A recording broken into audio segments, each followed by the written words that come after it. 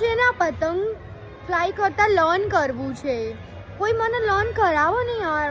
અને કોઈ ક્લાસીસ નથી હોતા. પણ આ સીડી બહુ હાર્ડ છે, મને નહીં ફાવે આવું. તમે કેવી રીતના ઈટ કરો છો? અરે મારા ટીથ તૂટી જાય આવી રીતના તો મને નહીં ફાવે. ઢાબુ તો કેટલું ઉપર છે યાર, હું તો થાકી ગઈ. આઈ એમ ટાયર્ડ.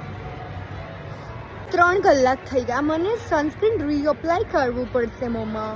હું નીચે જાઉં છું. Bro this thread is very dangerous.